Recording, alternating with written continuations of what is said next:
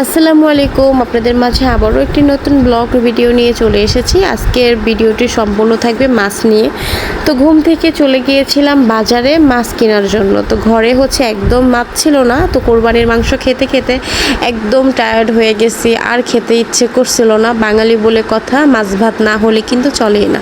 তার জন্য কিন্তু ঘুম থেকে সকাল সকাল চলে গিয়েছিলাম যাত্রাবাড়ি। আর আমাদের বাসার এখান থেকে যাত্রাবাড়িটা ছিল খুবই কাছে, তো 20 থেকে 30 টাকা ভাড়া।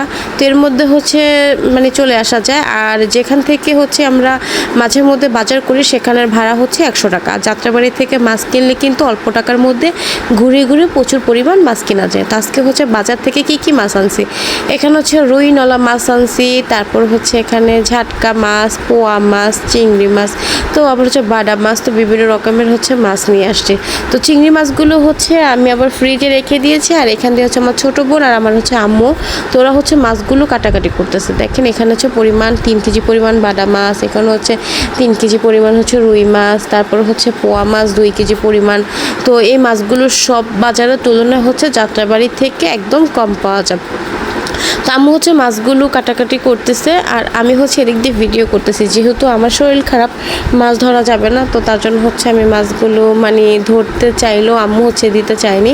তারপর যাই হোক, আমি একটু একটু করে মাছগুলো ধরছি। তো আম্মু প্রচুর রাগারাগি করেছে। তো মাছের বাজার থেকে আম্মু দুপুরবেলা মাছ নিয়ে এসেছে যেহেতু, তো তারপর যাই হোক, তো ধরেছি। তো এদিক দিয়ে আম্মু কিন্তু ফ্রিজে মাছগুলো এখন পরিষ্কার করে রেখে দিবে।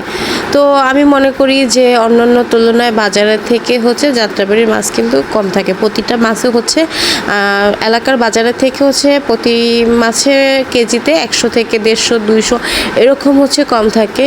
তো তার জন্য কিন্তু আমরা সবসময় যাত্রাবাড়ি থেকে মাছ কিনি। আর বিশেষ করে যদি অল্প টাকা হয় তাহলে কিন্তু ঘুরে ঘুরে মাছ কেনা যায় অনেকগুলা।